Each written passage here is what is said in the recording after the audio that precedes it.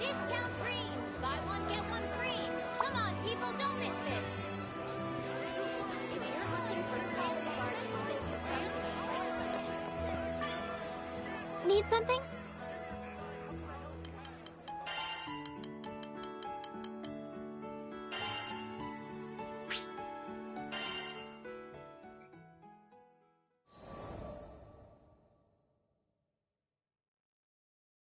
I come from a long lineage of proud warriors.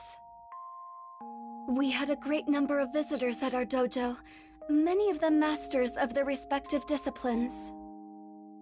At some point, I picked up a blade of my own and began to mimic their movements.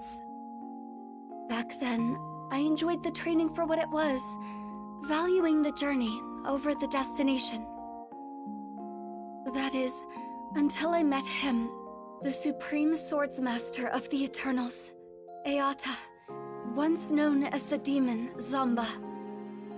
With a single glance, he identified all of my weaknesses. Then, with a few words, he taught me to overcome them. His strength was beyond captivating. I even eavesdropped on a conversation between him and my father, and discovered we were distant relatives. I was elated. For some time, he continued to train at our family dojo. I took every opportunity I could to learn from him, following him wherever he went. I ate whenever he ate. I committed all his mannerisms to memory. However, with the exception of our first encounter, he never acknowledged me. After all, he yearned for nothing more than strength. Why pay heed to a weakling, such as myself? So I vowed to become stronger. I would soar so high, he'd have to see me. I dedicated myself to training, begrudging even a single moment of respite. The blade was everything to me. And eventually, there was no disciple at the dojo who could come close to rivaling my skill. That was around when he vanished. In the blink of an eye, he was out of my life. He spoke not another word to me, nor called me by name.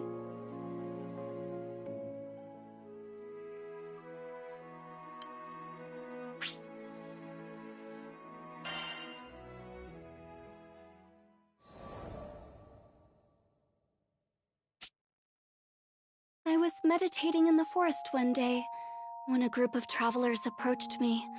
I didn't know them, but they were the captain and the crew of the Grand Cipher, and my future. Initially, I thought they were lost and had come to ask for directions. I was only half correct. They were seeking guidance, but not out of the woods. They wanted to learn martial arts from me. I shook my head. I was no master, only a chrysalis struggling to break free of my own shell. I believed the captain was mocking me, but that wasn't the case. I looked into the captain's eyes and found truth, alongside a burning desire for strength. It felt as if I was in his presence again. I found myself drawn to the captain. That's why I decided to join the crew of the Grand Cipher on their journey across the skies. I was convinced that this was the only path that could reunite me with Zamba.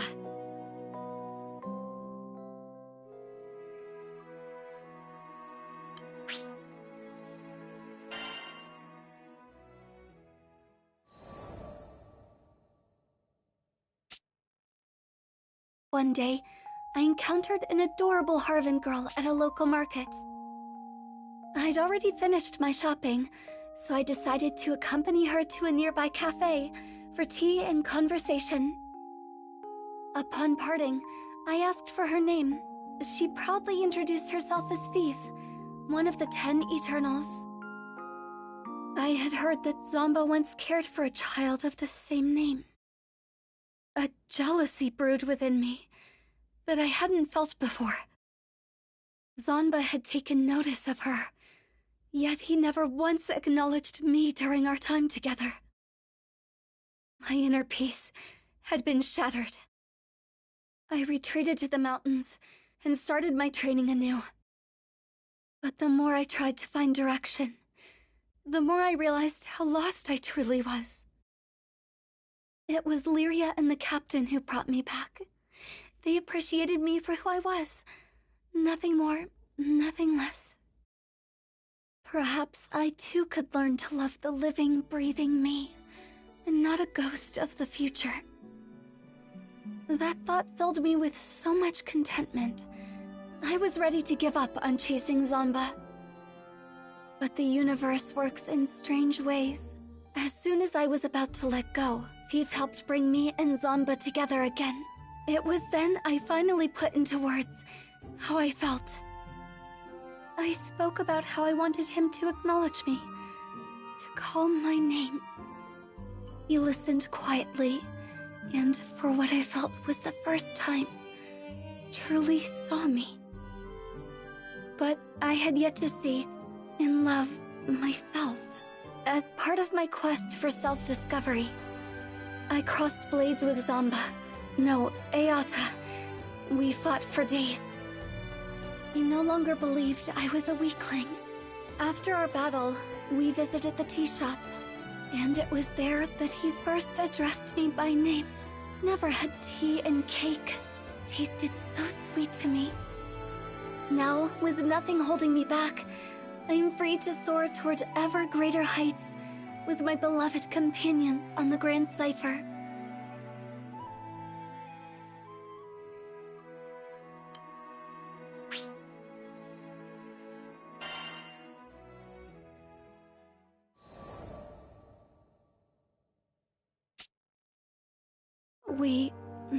I had failed that day at the Hailwind Altar. I had spent years training and sharpening my skills, devoted my entire life to the pursuit of strength. But in that moment, it all amounted to nothing. Our experiences in Zego Grande had planted a seed of doubt in my mind. Over time, it grew, dense and wild as a jungle, choking me with a sense of helplessness like I'd never felt before. I wasn't able to protect Lyria or the captain. I had found my identity as a big sister, as a guardian, but now that I'd failed, who was I? I thought about resuming my training, but I couldn't afford to isolate myself like that. What if something were to happen while I was away? Then, the solution came to me. Whenever the captain was about to take on a dangerous mission, I would complete it first. That way, I could train myself and protect the crew in one fell swoop. I was too blind to see that despair had clipped my wings and chained me once again to the past.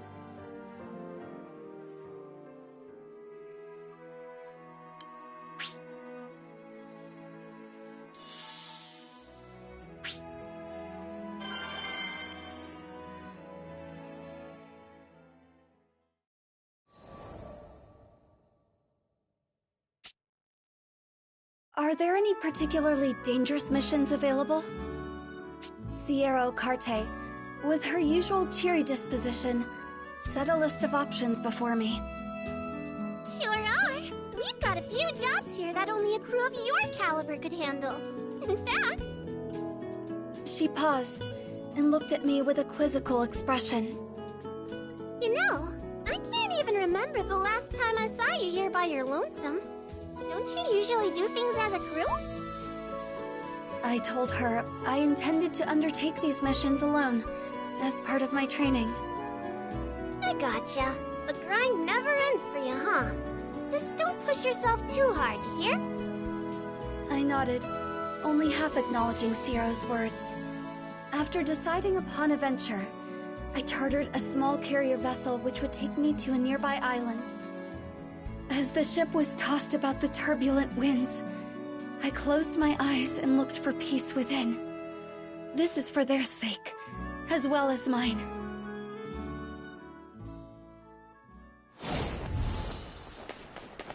According to Zero, the threat should be somewhere around here.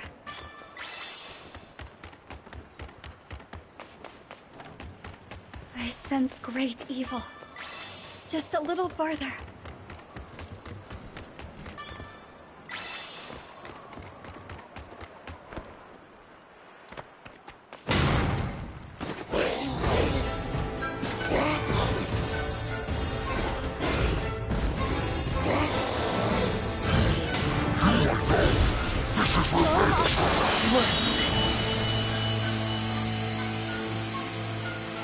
But it's not over yet.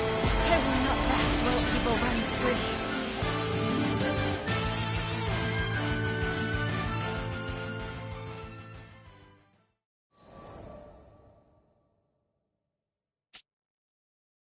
Do you not have anything more dangerous?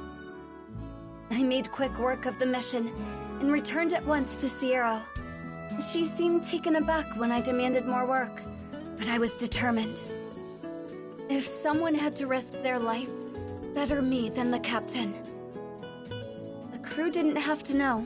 They would be kept free from worry and danger, while I grew stronger. I was so absorbed in my thoughts, I'd failed to notice how Sierra's eyes grew ever more clouded with worry.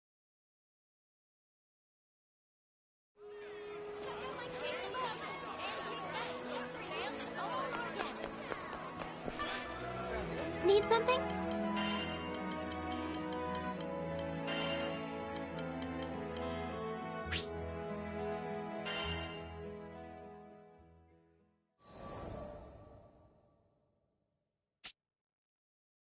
I continued to take one treacherous job after another. If you want someone safe, then keep them from entering the tiger's den. It's as simple as that. Are you really sure you're up for another one, Narmaya? Sierra worried for me, but there was no turning back now. My labor had bore fruit. The rest of the crew was beginning to look healthier, better rested. They returned earlier from missions, bearing fewer injuries. I appreciate the concern, Sierra, but the path to strength is long and narrow, and I must continue down this path, for all of their sakes. I was fixated on protecting my loved ones. They were all I could see. If they were safe, then nothing else mattered. That thought alone was enough to steel my resolution.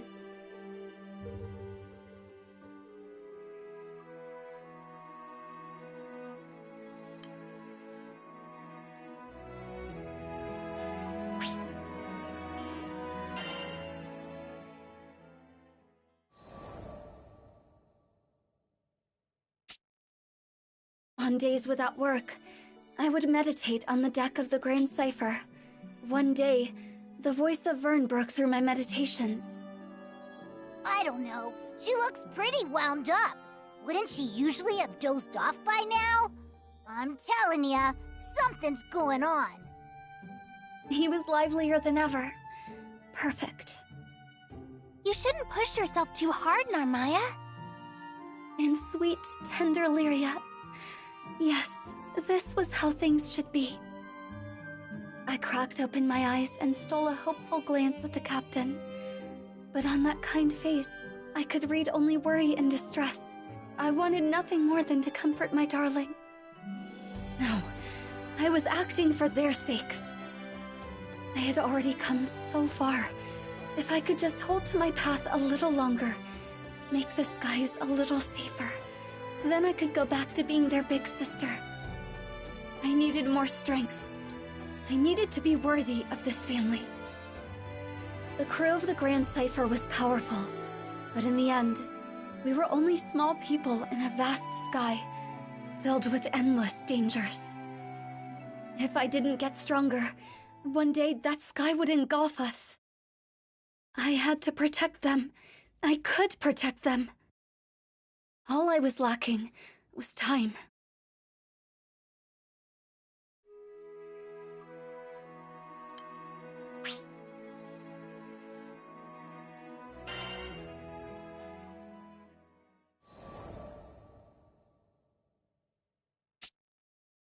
I couldn't believe it. I rushed back to Sierra after every mission, But that day, the captain had dropped by without my knowledge and taken up a request, a particularly treacherous one. It was careless to think that Sierra would reserve every single dangerous job for me. The Grand Cipher crew's more than capable of handling it. Couldn't she see? The universe worked in dark and mysterious ways. Their lives were always in danger.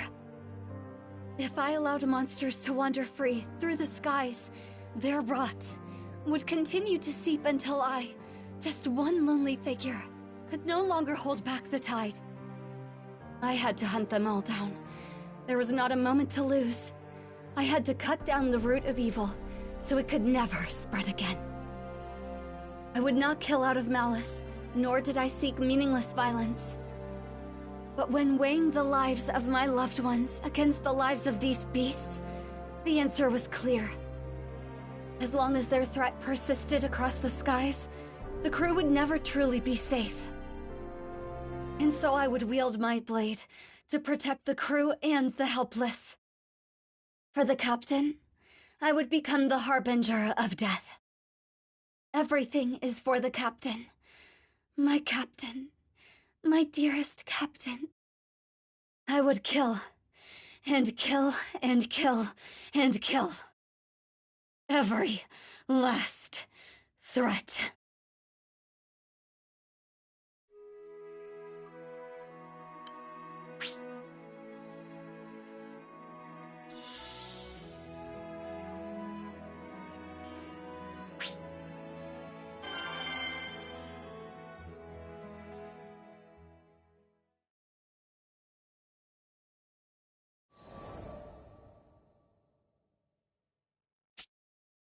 I found the largest known monster's den in this skydom, and began my hunt. Die, for the sake of the skies, and my captain. My blade cut through flesh and bone.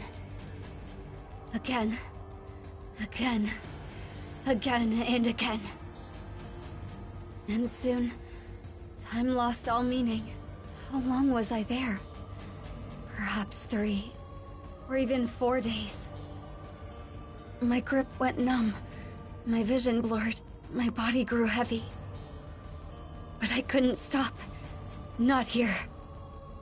With these hands, I would deliver my loved ones, even if it meant steeping them in blood.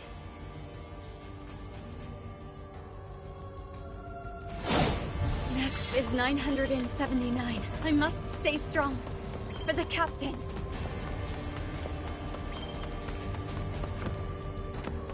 I must destroy every threat.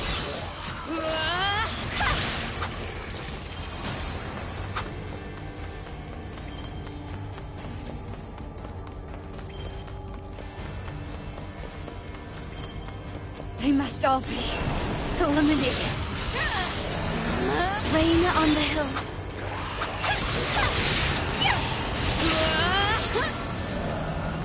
My hands have gone numb, but even in death, my sword and I are one.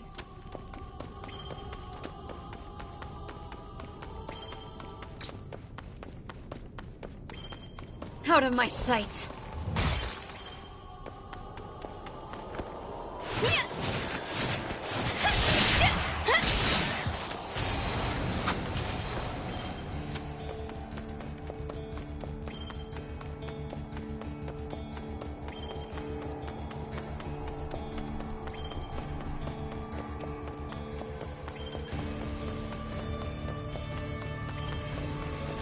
Foam on the sea.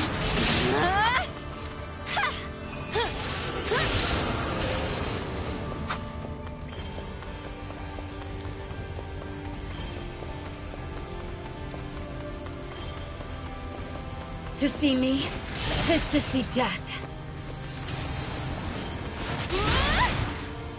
Wind in the fields.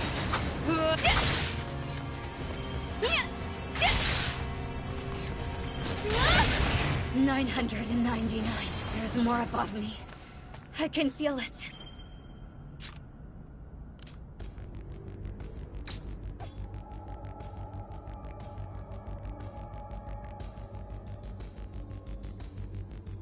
Here.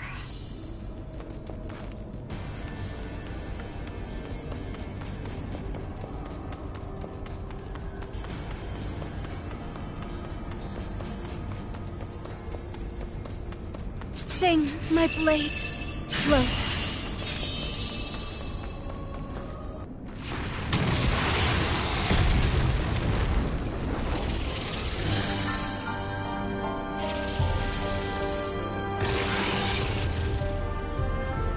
You have breathed your last. Rain on the hills. I will take you 1,000. I finally did it.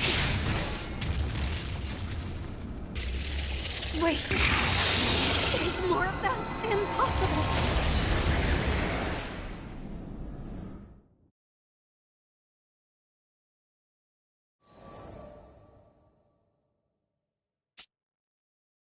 My body had reached its limit.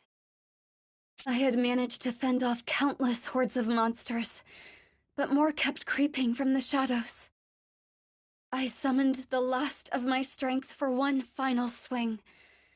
Then my sword clattered to the ground. Darkness. Monsters began to close in, claws drawn, ready to kill. I closed my eyes, waiting for it all to end. But before my mind could fade into darkness, I was roused by a brilliant flash. Narmaya! Captain? Let's get you out of here! Quickly! You had us worried, you know? Vern, Lyria too? The captain took my hand, but I couldn't leave yet. I had to finish the job. Narmaya, I'm so sorry we didn't notice what you were going through sooner. My heart plunged. I should have been the one apologizing. I was the one who failed. Gently, I tried to withdraw my fingers from the captain's. We heard it all from Sierra. Can't believe she's been giving you all the hard jobs. You were doing it to protect us, right? I parted my lips. They needed to understand that it wasn't Sierra's fault, that I brought this all on myself. But my arid throat could not push out a voice. After a moment of silence, the captain pressed down on my hand. Narmaya, I want to protect those closest to me, same as you. So if something's on your mind, don't keep it to yourself. We're here for you. And just like that, I was overcome with the emotions I had tried so hard to suppress. How could I have been so blind? Not a single one of us could protect the crew. But that's okay, because all of us could protect each other. The whole is greater than its parts. The captain's grip was firm and led me blinking into the sunlight. There, I saw worry etched into the faces of the crew. I realized that, by putting myself in harm's way, I hurt those who cared for me. Those who loved me, those I wanted to spend my days with, now and forever. But the course I had been following could only lead to isolation. The captain still hadn't let go of my hand. Though the grip of those calloused fingers was firm, I felt a gentle kindness in their warmth.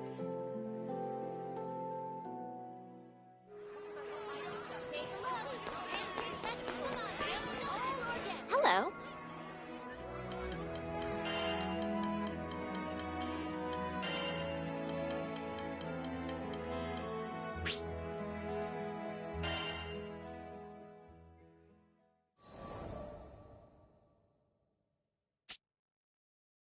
Captain, are you hungry? I'd be more than happy to feed you. Or maybe you'd like a nap. I always thought I had to be strong for my loved ones, never truly realizing they were my strength. We supported each other. We lessened the burden of sorrow and shared the light of joy. Lyria, you've got a bit of cream on your cheek. Here, let me wipe it off for you. Oh, thank Thank you, Narmaya. I'm glad Butterfly Girl's back to normal. But is it just me, or is she laying it on even thicker than usual? Vern was adorable, trying to play the part of the tough dragon. However, as I took him into my arms, I thought he shouldn't have to put on an act around me. After all, we're family, aren't we?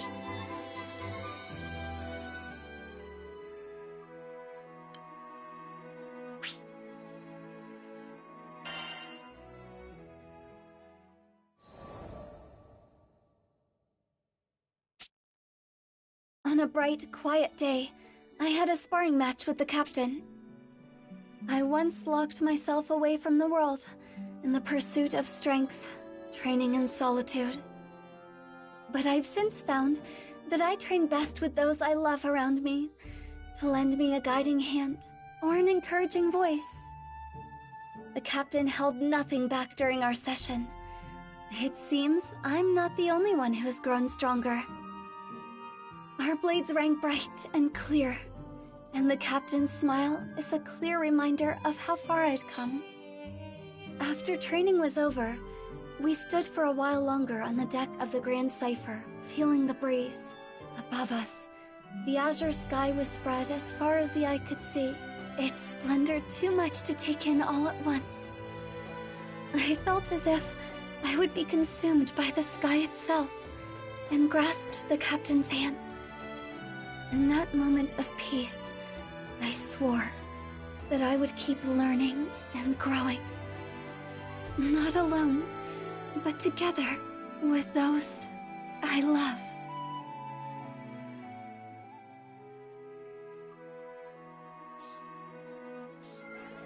Have a good day.